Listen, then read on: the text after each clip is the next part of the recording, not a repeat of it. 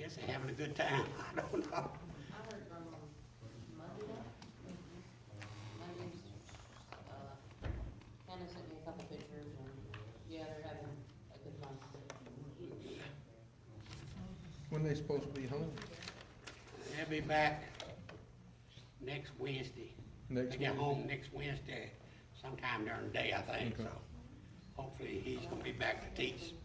Wednesday night? We got a, Diane got an email, text, email, or whatever, and Hannah was drinking out of a coconut. I told her to send it back, and tell her they mix some all strong drinks and coconuts in it. All right, we in chapter 12 of the Domino effect.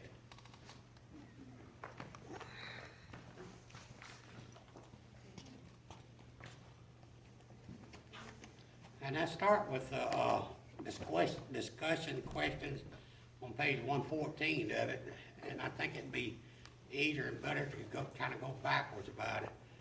First question is, how important is it to discuss the reality of heaven and hell? Is it important for us to discuss heaven and hell one another?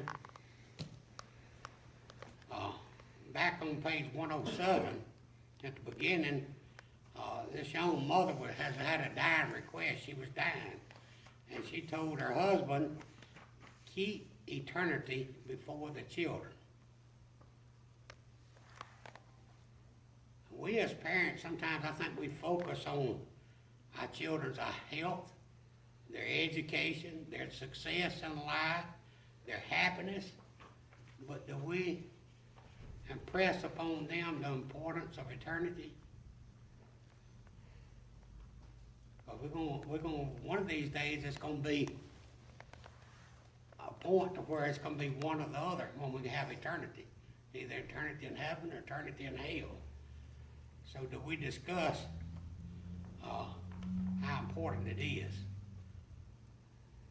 to our children, to our grandchildren, to our great-grandkids, on down the line, no matter how old you are, your kids are important to you, their lives are important to you. And their souls should be the utmost important to us.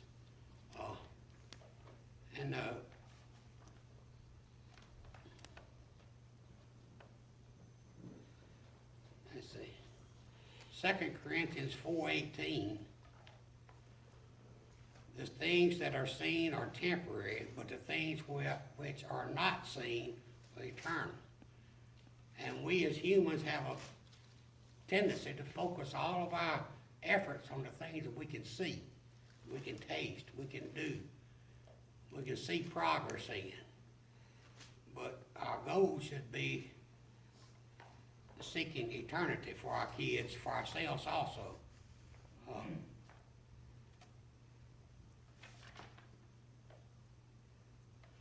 Page 108 has got a good description of it.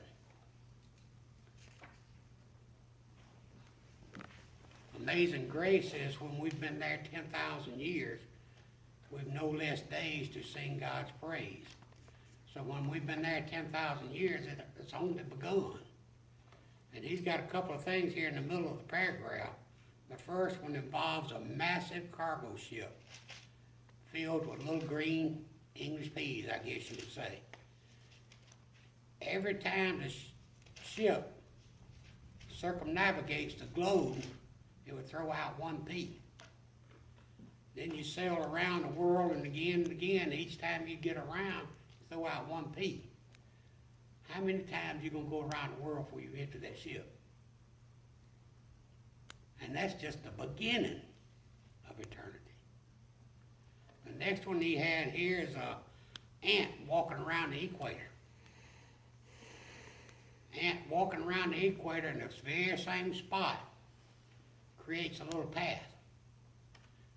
How many times would he walk around the equator, round and around and around, before he finally cut the earth in half with his path? And that's still just the beginning of eternity.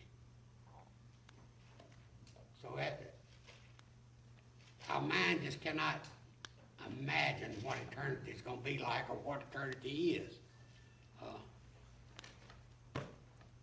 Matthew 25:46 says that eternity, some will go away to everlasting punishment, and others will go into eternal life. So when eternity comes, when it comes time for everlasting judgment, we're going to go to eternal punishment or eternal life. And folks, the choice is ours. If you would, turn to Luke chapter 16, verses 19 through 28. Who is a good reader? Somebody read that for us.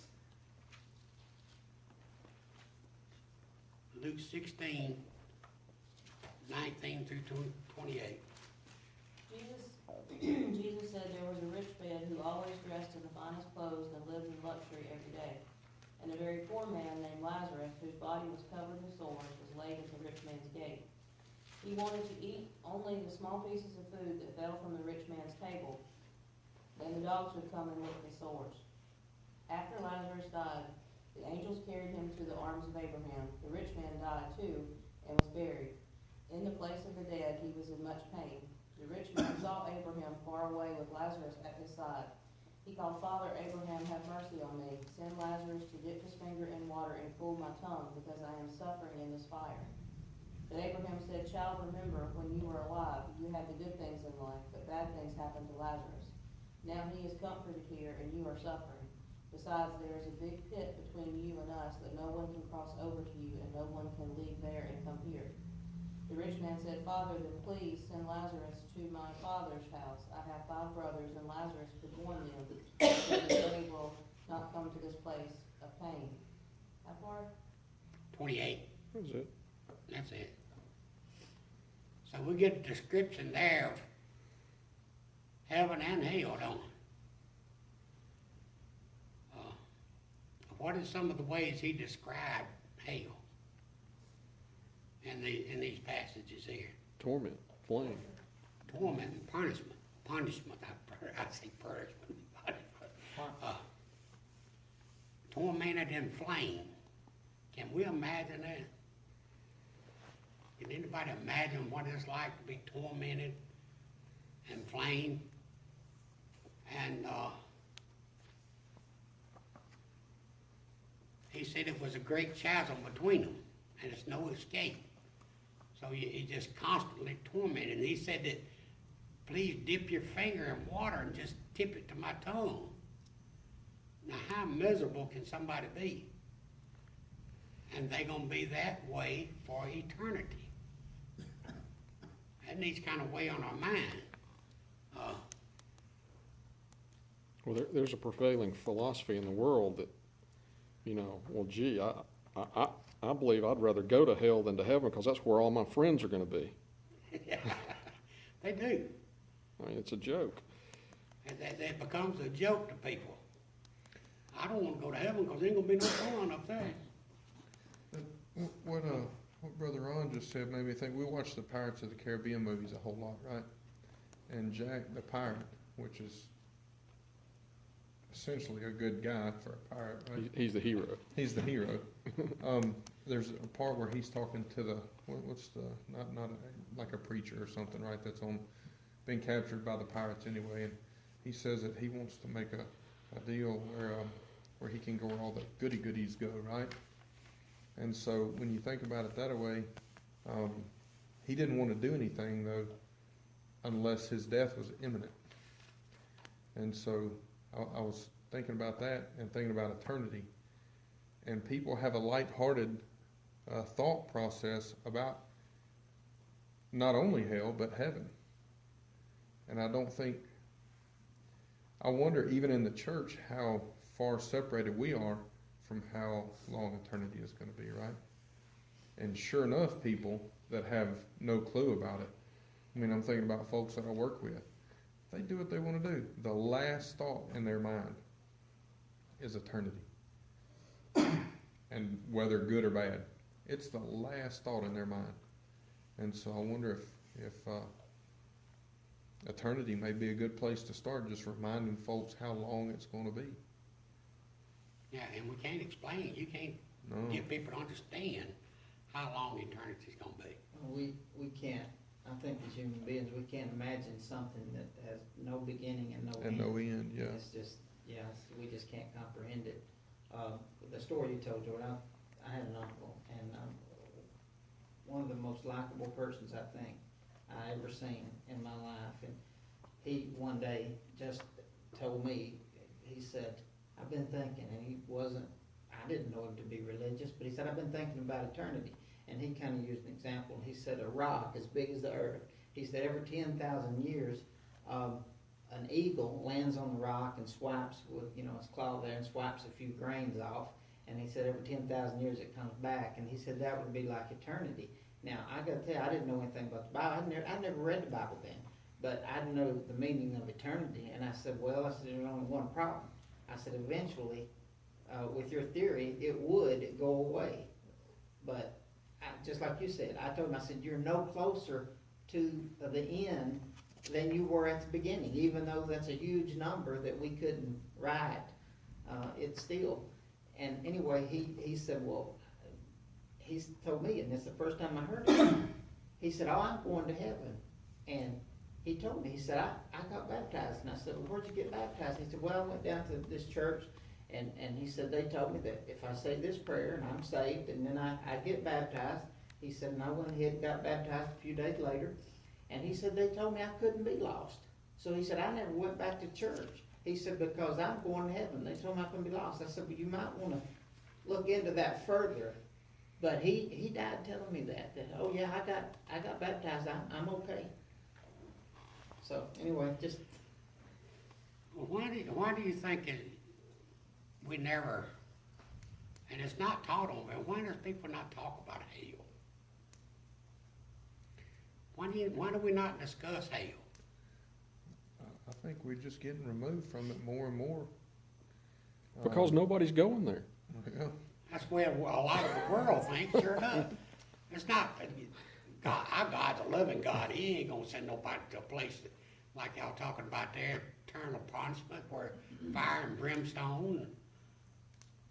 I mean, when Carrie Fisher died a month or two ago, and then her mother died, Debbie Reynolds died right after her. the next day. It's like, well, Carrie Fisher's, she's in heaven now with her mother. Carrie Fisher didn't even believe in God. I mean, she was raised with a Jewish father and a Lutheran mother and didn't go either place. Claimed to be a Jew but didn't believe in God. So now she's in heaven. I mean, that's what people Everybody think. thinks they're going to heaven. That song, everybody wants to go to heaven, but nobody wants to die. That's the feeling nowadays, and I think one of the reasons people don't like to talk about hell, you don't want to talk about something that depresses you. People don't like to discuss things that's depressing to them. Or frightening. Yeah, or frightening to them. You want to talk about heaven where everything's bright and beautiful, and everybody's happy. So why would you want to talk about hell?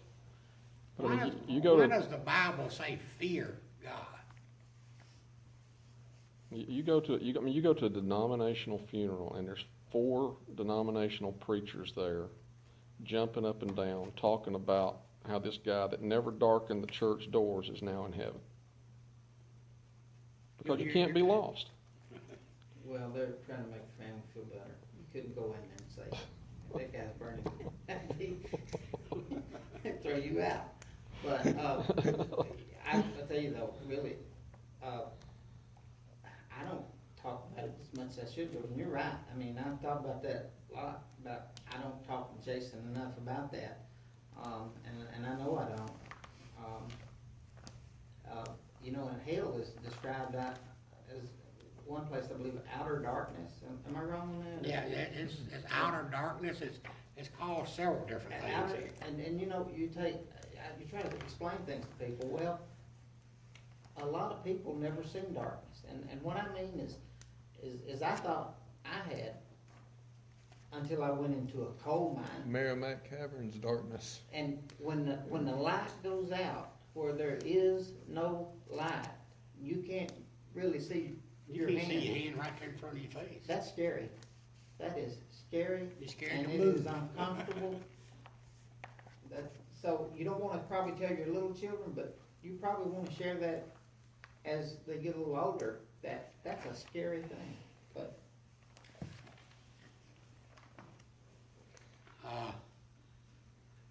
Hell is described in Revelations 20:15 as a lake of fire. And 21:8 is the lake which burns with fire and brimstone. Revelation calls it the bottomless pit, too. Yeah, bottomless pit. Matthew calls it the everlasting fire. We don't have to worry about that. My Jehovah's Witness friend said that that's not literal, that's figurative, so we're okay. That's figured. Yes, figurative. That's what they told me, so But we're then okay. But then when you tell the Jehovah's Witness the 144, Mhm. what is it, 144,000. 144,000? They figurative. take that literal. They will say that those are the only people going to heaven and the rest of us are gonna be reborn here. And we're gonna hang out here on earth. We're gonna hang out Yeah. here on earth, while the 144,000 go, upward. So, yeah, they can't make up their minds whether it's figurative or literal. Oh, it's being funny. Well, I gotta tell you, on that, I'm not real sure about that part. There may be some figurative language in there, but I Could know be. this, you don't wanna go there. Yeah, I know that much. whether it's on fire, whether it's darkness or No what. matter what it is, you don't wanna go there, so. Matthew 8:12 says there will be weeping and gnashing of teeth. And then Revelations 20:10, where people will be tormented day and night forever and ever. Revelations 14 says, burning pain will rise forever, there will be no rest and no day or night. If stuff, verses like that don't scare us. Don't make us fear God, because we are to fear God, because why? He has control over whether we're gonna go to heaven or hell. Don't he? He's the only one that's gonna be able to send us there. Ourselves. Or he's the only one that's gonna be able to let us in heaven. Well, the modern psychology, I guess, from what I understand it, is that it's unhealthy to be driven to do something out of fear. It So, sounds pretty healthy to me, to fear you God know, and they keep don't, his they don't want commandments. you scaring anybody into doing anything. You're supposed to do it because you want to. Well, everything. But I think God knew better than that. He knew that we had to have a healthy fear for the consequences of our actions. Well, if you obey God, to me, I've always looked at it like, you starting out, you fear God, because you fear what he can do to you. But the more you learn about God and study his word and try your best to obey his commandments, that fear eventually turns into love. We love him because he first loved us. And then we start doing things because we love him, not because we fear him. Most kids, when they're young, they fear their parents. But that fear eventually will turn into love, I would hope. What you think of that? You're in love, you too, I Shad. hope. Man, I am on them all the time. We have to grow into love. Love just don't happen for us. But we're gonna start out, to me, we start out fearing God. And we discussed number 3 about, number 4. Now we'll talk about heaven for a little bit. What is the most comforting descriptions of heaven?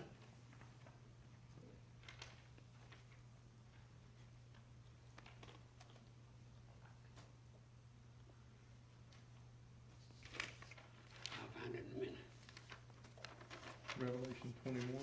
That's the one I like. Yeah, Revelation, would you read that for us? That's what I put on my puzzle person. Me? Yeah. Now I saw a new heaven and a new earth, For the first heaven and the first earth had passed away. Also there was no more sea. Then I, John, saw the holy city, New Jerusalem, coming down out of heaven from God, prepared as a bride adorned for her husband. And I heard a loud voice from heaven saying, Behold, the tabernacle of God is with men, and he will dwell with them, and they shall be his people. God himself will be with them and be their God. And God will wipe away every tear from their eyes. There shall be no more death, nor sorrow, nor crying. There shall be no more pain, for the former things have passed away. If that don't comfort us, I don't know what will. But it's, 4 things is mentioned here that will not be in heaven. There'll be no more pain. There'll be no more sorrow. There'll be no more separation. And there'll be no more tears. But one thing that will be there is God. So,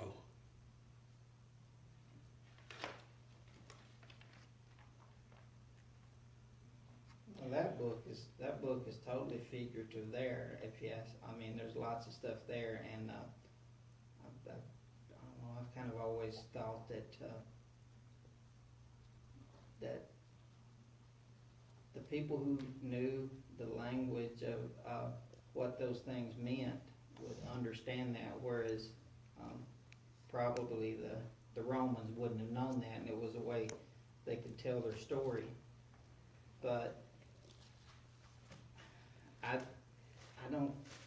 don't know.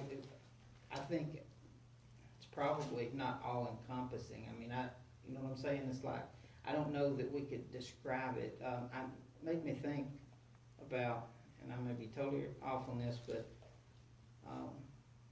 wasn't it Paul that said, I knew a man like 14 years ago that was caught up to Into the fourth heaven or Third heaven. and third what, heaven, yeah. what did he say about that? Did he say that it wasn't able to be described? Mhm. So, you know, I think in Revelation they're pointing out something good, but again, I don't know that we can comprehend the greatness or the glory of heaven, or I think that's why even for us, hell and heaven both are hard to comprehend, just like eternity. I mean, for me it is that you know that that's where you want to be. But you don't have to know all the answers, you just have to know that's where you want to be. I mean, I've talked to Hank before, and Hank said, look, I don't know that. And he said, you know what, you don't need to know that. well, John tried to picture heaven in Revelation. And people take that literally, don't they? Wrong. But you can't, John couldn't, and we can't describe what heaven's gonna be like. And when he did try to describe it, people say, well, it's gonna be a heaven here on earth. And it's gonna be, the heaven's gonna be here on earth, and all kind of things like that, but we gotta see that our biggest thing is God will be there with us in heaven. And that should be our goal, is to be with him. And in 1 John tells us that we shall see him as he is, and we shall be like him.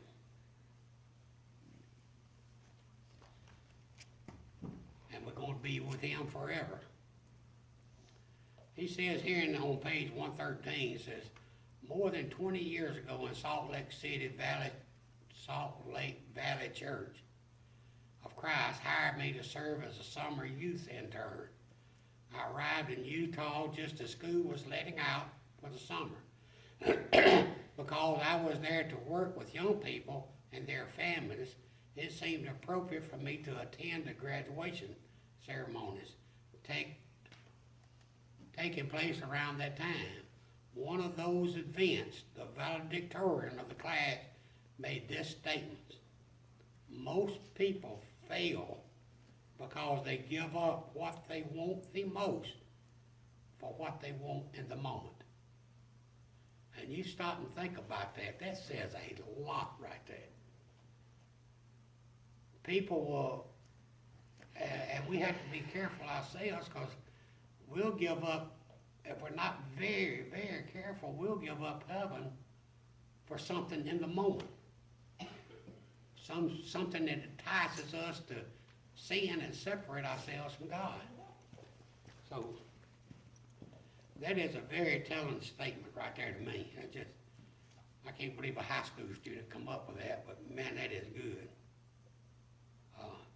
In Hebrews 11:24 through 26, it tells us that Moses, by faith Moses, when he became of age, refused to be called the son of Pharaoh's daughter, choosing rather to suffer affliction with the people of God than to enjoy the passing pleasures of sin, esteeming the reproach of Christ greater than riches of the pleasures of in Egypt, for he looked for the reward of God. So Moses was rejecting that want in the moment for what he knew the future held for him.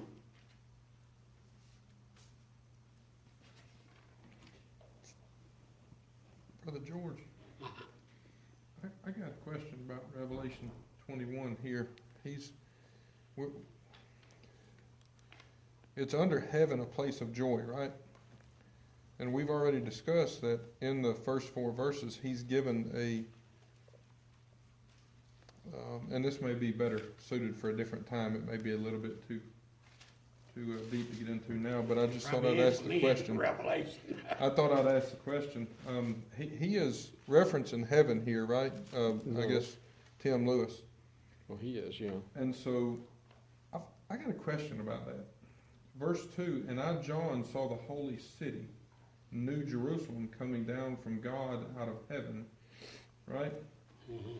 When I go to Hebrews, the 12th chapter, verses 22 and 23, could I read that? Yeah. But ye are come unto Mount Zion, and unto the city of the living God, the heavenly Jerusalem, and to an innumerable company of angels, to the general assembly and church of the firstborn. That's the key. See, Revelation 21 is not talking about heaven. It's talking about It's not talking the about heaven. ideal church, the church as it exists in the presence of God. It's a close parallel to heaven, because isn't the church a foreshadowing of heaven? And Christ will come and save his church and take it and present it to God when he comes for his second coming. But Revelation 21, you're right. The New Jerusalem, the heavenly city, is a picture of the church when it talks about the pearly gates and the streets paved with gold and the foundations of the apostles. That's talking about the construction of the church. Sure enough.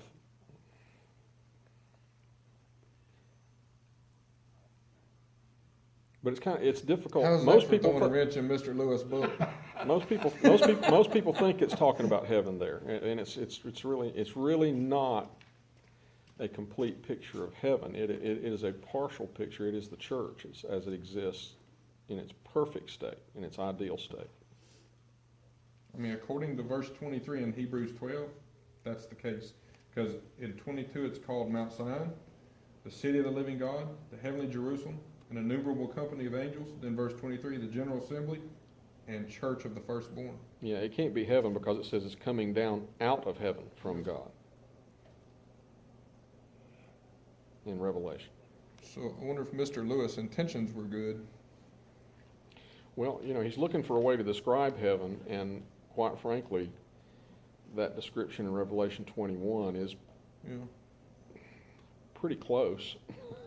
I mean, I don't think. Well, it's Maybe better for another sure time. the comparison between heaven and hell here in this book is huge. Oh, yeah. He's trying to ask us which one had we rather have. Where do you want to go? Yeah. Where you want to go? Yeah. I mean, where you truly want to go.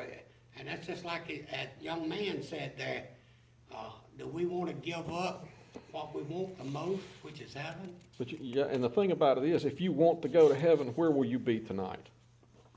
Right. You will be in the place that Christ came and died for. his church, because that's what he is taking to heaven and what will be in heaven and what you will be doing in heaven when you get there. Well, and again, I've heard people say, well, I don't have to come to church on Sunday night or Wednesday night. The Bible don't tell me I have to. There would be- But who do you want to be with? Technically, If do you not. love God and you want to be in the presence of God, if you want to go to heaven, you want to be in the presence of God forever. So why would you not want to be in his presence here on earth? If you want to be in his presence forevermore, for eternity in heaven, why would you not want to be in his presence here tonight? Sunday night, Sunday morning. Trying to learn more about him and more about what he wants us to do. Well, I see that over in Hebrews, and I hear that a lot, about, not forsaking the assembly, but I do tell people, from my point of view, I have to be convicted of something to do it. I can't do it just because you said it. And maybe I'll become convicted of that someday, but, what you just had stated there about attendance, I just can't get to the point, because you gotta do all those other things. It says right before that, spur one another on toward good works. And sometimes I just hear, just show up. And How I you gonna think- spur one another if you're not here? I think, well, right, but you, like, I think sometimes if a company hired you and they expect certain things of you, probably just show up would not be good enough, I don't think anybody would just show up. Hey, I just never got to the point that I said to a person, I question your faith because you don't come as many times as I do. Because once you go down that road, Well, we didn't say nothing about that now. Whoa. right, We didn't make no kind of remark like that. I said, where is your love? Right. Where is my love? I'm not saying where your love is. You gotta make that decision yourself. yeah, and that's what I'm saying, and sometimes I think like, when we start saying, okay, you can come, but you can miss for this reason. And then I hear a person missing because they're working, and I'm like, that person's pretty wealthy, that person needs to work on Wednesday night. And I'm just saying, because, in 1 Corinthians chapter 3, how do you know if something will last? How do you know if something is worthy of your time? And my question is, will it burn? And because Paul says, by the grace God has given me, I laid a foundation and a wise builder, and someone else is building on it. But each one of you should build with care, for no one can lay any foundation other than what has already been laid, which is Jesus Christ. If anyone builds on this foundation using gold or silver or costly stones or wood or hay, their work will be shown for what it is. Because the day, and that's capitalized, meaning judgment, I'm assuming, will bring it to light, and it will be revealed with fire. And fire will test the quality of each one's work. If what has been built survives, the builder will receive a reward. If it's burned up, the builder will suffer loss, but yet will be saved, even though only as one escaping through the flames. So, I was talking to somebody earlier today, and I mentioned, about this, and I'm like, it sounds like we can work our whole lives and we can stock up these things that are made of gold or silver or paper money or wood or whatever. But if it will burn, you wasted your time. So I don't know if I'm right on that or not, but that's just one thing that's one thing that caught my attention, and I'm gonna study it more. But it just made me think, maybe that's a good way to think about what we should spend our time on. But, again, I do didn't want to get off towards to say, I didn't know what you meant by that, but it's just, I have a question of person's faith because of that reason, and I didn't know if you were saying that or not, so. Well, when it comes Judgment Day, God's gonna judge us according to what we do here on this earth. Yeah, And he's gonna know our heart, why are we doing what we are doing here on earth? Are we doing the things here on earth because we love God? Are we trying to hit the time clock to say, well, I was here? So, you know, yeah. that's for each person to decide on their own. Yeah, and I will tell you, I sure have learned a lot of lessons that I wasn't taught here in church, but sometimes I guess I learned the hard way, but maybe we've all done Y'all, that. it's past 8 o'clock, so we're gonna have to call it quit. We never did ring the I'll bell. go ring the bell twice. Ding, ding. I ain't even thought about the bell. I believe it. I appreciate y'all's attention.